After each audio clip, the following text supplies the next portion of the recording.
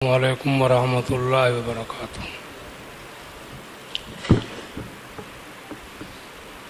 औज़ु बिल्लाहि मिनश शैतानिर रजीम। बिस्मिल्लाहिर रहमानिर रहीम। वमन यत्तबि गैर सबीलिल मोमिनीन नुवल्लिहि मा तवल्ला व नुस्लिहि जहन्नम व साअत मसीरा। आमन्तु बिल्लाहि सदक़ल्लाहु मौलानल अज़ीम व बल्लगना रसूलुहुन नबियुल करीम। बारगाह रिसालत में दुरूद शरीफ का नजराना पेश कीजिए। अल्लाहुम्मा सल्लि अला सय्यिदिना व मौलाना मुहम्मद व बारिक वसल्लम।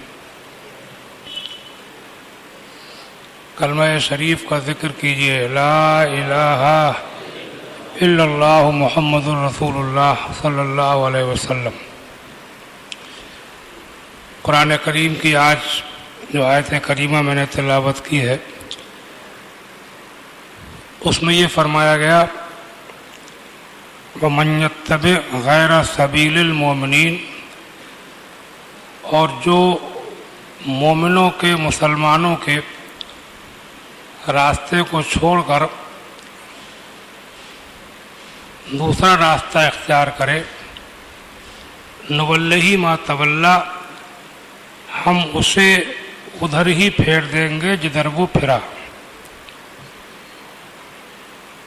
व नुस्लिहि जहन्नम, और हम उसे जहन्नम में डालेंगे, व साअत मसीरा, और जहन्नम जो है वो बहुत बुरा ठिकाना है, पलटने की जगह है। बहुत दिनों पहले कभी एक किस्सा किसी किताब में पढ़ा था कि किसी ज़माने में अफ़गानिस्तान, काबुल के कोई साहब पहलवान खान हिंदुस्तान आए और कुछ दिनों यहाँ पर रहे।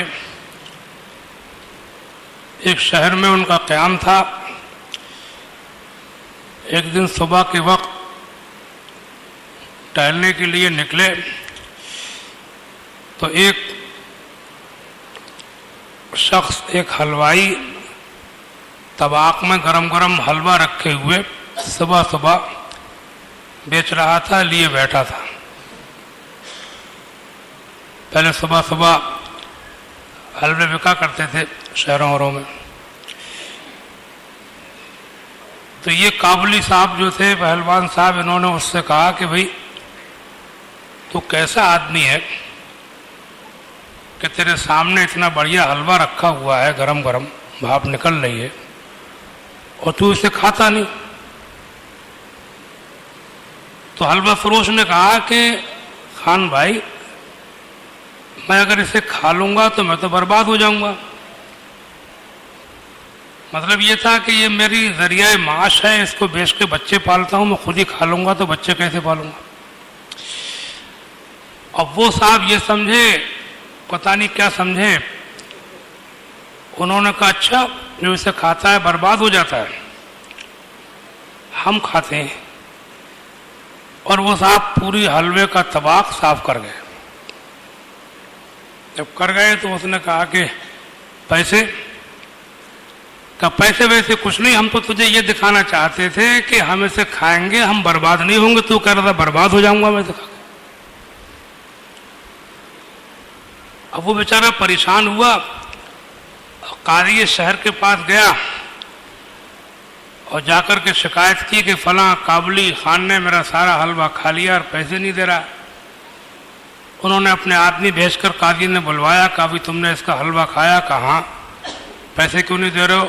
कहा ये कह रहा था कि जो इसे खाएगा बर्बाद हो जाएगा, मैं इसे खाऊं बर्बाद हो जाऊंगा। तो मैंने वो खाया, मैं बर्बाद नहीं हुआ, तो मुझे ये दिखाना था। हलवा फरोश ने कहा कि मेरा मकसद ये था कि मैं इसे खाऊंगा तो बच्चों क्या खिलाऊंगा। काजी शहर ने उनको सजा दी कि भाई इतनी बात तो तुम भी जानते हो कि बेचने वाला बेचने को लाया है ना कि खाने को। सदा दी। सदा क्या दी? इन्हें एक गधे के ऊपर बिठाया जाए और इनके साथ में पीपे पराते हैं, ढोल बाजे लेकर के बच्चे कर दिए जाएं और इनका शहर में गधे पर बिठाल के जुलूस निकाला जाए, घुमाया जाए। गधे पर बिठालकर घुमाने को पहले ज़माने में एक तौहीन समझते थे, जलील करना, रुस्वा करना, सजा देना। वो बड़ी खुशी से गधे के ऊपर बैठ गए, खूब घूमे बच्चे, पीछे पराते बराते रहे, वो घूमते रहे, कोई गम नहीं। कुछ दिनों के बाद जब अपने मुल्क गए तो वहां लोगों ने पूछा कि भाई हिंदुस्तान कैसा मुल्क है? मुल्क हिंद चगोना मुल्कस्त। तो बोले मुल्क हिंद मुल्क खूबस्त। हिंदुस्तान मुल्क बहुत अच्छा मुल्क है। कच्चे खूबियां दीदे, तुमने वहां क्या खूबियां देखी? तो बोले हलवा खुर्दन मुफ्तस्त। हलवा जो है मुफ्त में खाने को मिलता है। का और सवारी खर मुफ्तस्त, गधे की सवारी फ्री। का और का नी डमडम मुफ्तस्त, बाजे ताशे सब फ्री। बड़ा अच्छा मुल्क है। मतलब वो ये समझे, उसको जो सजा दी वो उसको वो ये समझे कि ये मैंने कोई बहुत बड़ा तीर मार लिया, उसकी वजह से मेरा कोई जुलूस निकाला गया। समझे नहीं? तो आजकल जो है वो हम मुसलमानों का हाल बिल्कुल ऐसा ही है। हम गड्ढे में जा रहे हैं। अंग्रेजी तहजीब ने, फैशन ने, दीन से दूरी ने, सुन्नतों को छोड़ने ने, तरह तरह की फैशन, इन चीज़ों में हम आज बड़े खुश हैं, बड़े मगन हैं, बड़े मस्त हैं, हम तरक्की कर रहे हैं। हम बहुत, पहले ज़माने के लोग ऐसे थे, वैसे थे, ये था। आज बड़ी तरक्की का दौर है और तुम गहराई में उतर करके देखोगे तो तरक्की कुछ नहीं है, बल्कि दिन ब दिन कौम गड्ढे में जा रही है। समझे आप? तुम गौर करना। आज हम समझ रहे हैं फैशन, मुझे हैरत होती है फैशन क्या है। 150 साल से जब से ये फिल्में चली हैं तब से बर्बाद कर दिया इसने। मालदार आदमी, दौलतमंद आदमी तो अपने झेल जाता है, दरमियानी किस्म का गरीब आदमी का घर के माहौल को फैशन में रखना। कोई फैशन चल गया तो पुराने वाले कपड़े सब बेकार, नहीं बनना। चाहे खाने को हो चाहे ना हो, चाहे गरीब हो चाहे उधार लाओ। बच्चों के, औरतों के पहले का रिवाज ये था, जैसे पर्दे ओढ़ी फिर रही हैं औरतें। मेरे देखते देखते पता नहीं कितने तरह के पर्दे चल पड़े।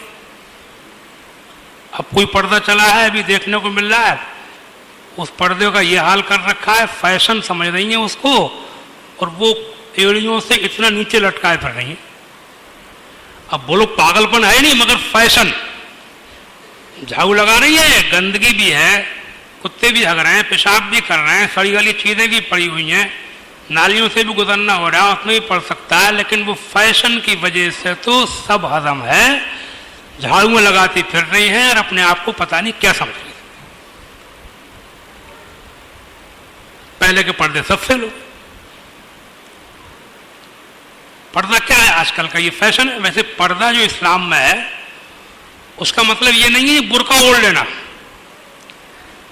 अगर कोई औरत, मसला सुनो, ऐसे कपड़े पहने हो कि जो कपड़े इतने ढीले हों कि बदन का उभार, ऊंच नीच नजर ना आती हो, इतने मोटे हों कि बदन का रंग ना चमकता हो, ऐसे बारीक ना हो कि बदन का रंग चमके, और ठीक से दुपट्टा ओढ़ ले, चादर ओढ़ ले तो पर्दे में है वो। पहले से बुर्का ना हो। कपड़े ऐसे ढीले हों कि बदन की ऊंच नीच जो होती है उभार वो महसूस ना हो, और इतने बारीक ना हो कि बदन का रंग ना चमके, और ठीक से दुपट्टा सर पे पड़ा हुआ हो। ये पर्दा हो गया। बुर्का ना हो तब भी। मैं देख रहा हूं कि आज बहुत सी औरतें वो हैं कि बुर्का ओढ़ करके भी बेपर्दे, ऐसे टाइट पर्दे भी मैंने देखे कि उनमें बदन के उभार चमक रहे हैं। समझे आप? और ऐसे कपड़े भी देखे कि जिनमें रंग चमक रहा है, कपड़े हैं, फैशन है, पर्दा पूरा फैशन बन गया। बस ये है कि इस पर्दे में एक ये फायदा है कि इससे पता चल जाता है कि मुसलमान औरत है, एक पहचान बनकर रह गया। बाकी आजकल का जो बुर्का है ये बिल्कुल फैशन है, इसमें पर्दे वाली बातें बहुत कम है। ये फैशन में रंग करके हमने अपने आप को बर्बाद कर लिया, समझ रहे पता नहीं कितने ऊंचे हो गए, कितनी तरक्की हो गई। ये गर्मी का मौसम मैं देखता हूँ, हम लोग पजामा पहनते हैं, कभी कभी गर्मी लगती है, पसीने में पैर नहा जाते हैं।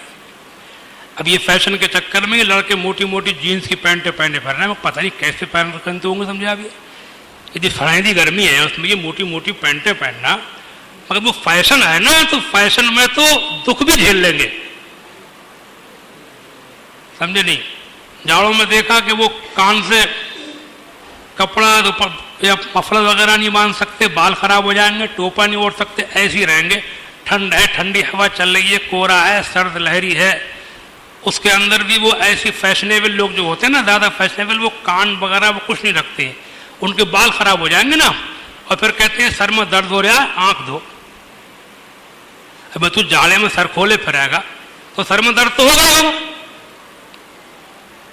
समझे नहीं। सर आंख दो, दर्द हो रहा। तो मैं क्या बताऊं, खुद आप भी देखते होंगे इस तरीके के ये तरह तरह के इन फैशनों में सिवाय बर्बादी को वैल्यू तो कुछ भी नहीं है। एक बात सुनो, जिस काम को सब लोग करने लगे उसमें वैल्यू वैसे खत्म हो गई। आदमी इसीलिए तो करता है कि मुझे लोग कहें कि साहब बहुत स्टैंडर्ड के आदमी हैं, ऊंचे आदमी हैं, ये बड़े मेयार इनका बुलंद है, बड़े आदमी हैं, एंग्लो इंडियन हैं, स्मार्ट हैं। अब वो तुम्हारा स्मार्टपन तो वैसे खत्म हो गया, अब तो वो बड़े बड़े फटीचर घटिया किस्म के लोग भी जीन्स पहने फिर रहे हैं। गलत कह रहा हूं, बोलो। हाँ, इन पैंटों की वैल्यू क्या रहेगी? ईटगारे का काम करने वाले और भी बहुत सारे छोटे छोटे काम जो होते हैं सब, हालांकि मेरी नजर में तो कोई काम छोटा नहीं होता। आदमी जायज काम कोई भी हो छोटा नहीं होता। झाड़ू भी लगा रहा है तब भी वो अपनी कमाई का जरिया है उसका, वो मेरी नजर में नीच नहीं है, लेकिन माहौल में उसको नीच समझते हैं। तो तुम्हारी वैल्यू तो वैसे खत्म होगी। तो तुम्हारी काम जो तुम करते हो वो इतना शाह हो गया, तुम्हारे ये जितने फैशन है ये अब सब लोग करने लगे, तो इसमें वैल्यू क्या रह गई? कोई वैल्यू नहीं है। बस दिमाग में अपनी खुशी भरी हुई है कि हम बहुत वैल्यूएबल आदमी समझा। ऐसी ये तरह तरह की और ये नए नए रिवाज पैदा करे चले जा रहे हैं। जिस रात की बारातें शुरू कर दी फैशन में, और किसी से पूछो तो हर आदमी ये कहेगा कि रात की बारात बेकार है, परेशानी है, परेशानी है, रात भर जग के अधमरे हो गए। क्या बारात समझे आप? सवेरे को दूल्हा दुल्हन ले घर में घुस रहे हैं, समझे नहीं, सवेरा हो रहा है, समझे। तो ये सब नए नए ये सब फैशन है ये, और उसमें खड़े होकर के स्टैंडिंग में खाने, चल चल के फिर के खा रहे हैं। खड़े होकर के भी खा रहे हैं, अब तो चल चल के खा रहे हैं। मतलब ऐसा लगता है कि अपने दीन को सिर्फ दीन पर बदअमली नहीं हो रही है, बल्कि उससे चिढ़ पैदा कर लिया है कि अल्लाह के रसूल ने जो कुछ कहा हमें कसदन जानबूझ के उसका उल्टा करना है हमें। ऐसा नहीं है कि बैठ के खाना खाने में खाना जो है वो पेट के अलावा कहीं और चला जाता या उसका मजा कम हो जाता, टेस्ट घट जाता ना, ऐसा कुछ नहीं है। खाना वही रहेगा, मगर कसदन खड़े होकर खा करके ये दिखाना है कि हम पैगंबर इस्लाम का नाम तो लेते हैं, मगर हम गुलामी जिसका कर रहे हैं वो अंग्रेजों की गुलामी कर रहे हैं, मगरबी तहरीक के हम गुलाम हैं। हुजूर का नाम लेते हैं, उनका कलमा पढ़ते हैं, उनसे मोहब्बत का दावा करते हैं, लेकिन हमें ऐसा लगता है कि आज जैसे हालात है कि हमें हुजूर की बातों से जैसी मादअल्लाह चिढ़ पैदा हो, अल्लाह ताला माफ फरमाए, मेरी दुआ है। मगर मैं समझता हूं कि ये सब क्या है, बात वही है कि दुनिया के अंदर भी वैल्यू कम हो रही है, अल्लाह और रसूल की नजर में भी गिर रहे हैं, और दुनिया में भी वैल्यू कम हो रही है। और उसके साथ साथ समझ ये रहा है कि तरक्की तरक्की तरक्की तरक्की, कोई तरक्की नहीं। तरक्की का बात बताऊं तुमको, तुम भी देख रहे हो, हम भी देख रहे हैं। आज वो माहौल है कि दुनिया के अंदर कहीं कोई दूसरे लोग मार दिए जाएं, गैर लोग किसी भी मजहब के हों, कोराम मच जाता है, बस्तियां तबाह कर दी जाती हैं, इलाके इलाके के बर्बाद कर दिए जाते हैं, चंद लोग मार दिए जाते हैं, कोराम मच जाता है, समझे आप। थोड़ों के बदले में बस्तियां तबाह कर दी जाती हैं, मुल्क के मुल्क उजाड़ दिए बदले में। और आज आप तारीख पढ़िए, आज के हालात पढ़िए, मुसलमान की वैल्यू इतनी होकर रह गई है कि जहाँ तहाँ जहाँ सुनो इतने मारे गए, बिल्कुल बेतुके बेढंगे तरीके से बुरी तरह मारे जा रहे हैं। और सिवाय किसी ने कुछ तो बोलते ही नहीं है, किसी ने जबान खर्ची कर दी, बयानबाजी कर दी, बयानबाजी ज़्यादा कुछ नहीं, मर रहे हैं। अब बयानबाजी, स्टेटमेंट दे दिया, बयान दे दिए, बुरा हुआ, उसको ऐसा नहीं करना था, समझे आप, ये गलत हुआ, बयानबाजी, कुछ तो बोलते ही नहीं है, कुछ बोलते हैं खाली जबान खर्ची होकर रह जाती है। भाई कितने मर रहे हैं, कहाँ मर रहे हैं, आप लोग अखबारात पढ़ते होंगे, मीडिया सब मामला आपके सामने होंगे, कैसी कैसी तबाही है, कहाँ कहाँ यहाँ वहाँ सब मुल्कों में जहाँ देखो कोई वैल्यू बनकर नहीं रह गई है। अल्लाह तबारक व तआला तौफीक अता फरमाए। और मैं तो उसकी वजह यही समझता हूँ कि आज हमने इसको तरक्की समझा था, वो तरक्की नहीं है, हमने अपने दीन को छोड़ा और ये सब उसी का नतीजा है। आज ये फैशन, रंगरगेलियाँ, ये तफरीहें, दिल लगियाँ, ये पैसों की ज्यादती की वजह से ये तमाम की तमाम खुराफात है। एक मुसलमान के अंदर तरक्की क्या है? अरे एक मोमिन, एक मुसलमान जिसका ईमान आखिरत के ऊपर है, जिसका ईमान जन्नत के ऊपर है, जिसका ईमान अल्लाह के ऊपर है, जिसका ईमान उसके रसूल के ऊपर है, मैं समझता हूं कि उसके लिए दुनिया के अंदर पेट में रोटी खाने को मिल गई, पीने के लिए पानी मिल गया, मैं कपड़े पहने हुए हूं, मैं रात को अपने घर में चैन से सो जाऊं, मेरे पास अपना घर है, मैं समझता हूं ये बहुत बड़ी एक मोमिन के लिए तरक्की हो गई। तरक्की हो गई एक मुसलमान के नजदीक। खाने को भी है, पहनने को भी है, रहने को भी है, मगर शौकों पर शौक, अरमानों पे अरमान, हसरतों पे हसरत पूरी हो रही। शौक बढ़ते चले जा रहे हैं, बच्चों के अलग, बड़ों के अलग, छोटों के अलग, मर्दों के अलग, लौंडों के अलग, लौंडियों के अलग, पता नहीं कहाँ जाकर के रुकेंगे ये शौक। अल्लाह तबारक व तआला अपना फजलो करम फरमाए। जहाँ तक हो सके हम तो कह के चले, दुआ करते हैं कभी कभी, अल्लाह हम तो खाली कह रहे हैं, अब तो दिल से ये दुआ निकलती है, अल्लाह ताला कुछ ऐसे बंदे पैदा फरमा दे अपने कर्म से कि जो इसके ऊपर अमल करा दे। अमल हम नहीं करा सकते, बस मुंह से कह के चले, सबको जाना है, हम भी चले जाएंगे। दुआ है कि परवरदिगार आलम हम सबको इस तरक्की की औकात समझने की तौफीक अता फरमाए। हमारी तरक्की अपने नबी की गुलामी है, अपने सहाबा, हुजूर के सहाबा की पैरवी है। उनके नक्शे कदम पर जब चलेंगे, उनके तौर तरीके अपनाएंगे, दिलों को सुकून मिलेगा। देखो दुनिया की सबसे बड़ी दौलत और सबसे कीमती चीज जो है वो दिल का सुकून है। पैसा भी आदमी क्यों कमाता है? दिल के सुकून के लिए, और सुकून उठता चला जा रहा है। अल्लाह तबारक व तआला हम आप सबको अपने नबी पाक सल्लल्लाहु अलैहि वसल्लम के रास्तों पर चलने की तौफीक अता फरमाए। अस्सलामु अलैकुम व रहमतुल्लाहि व बरकातहू।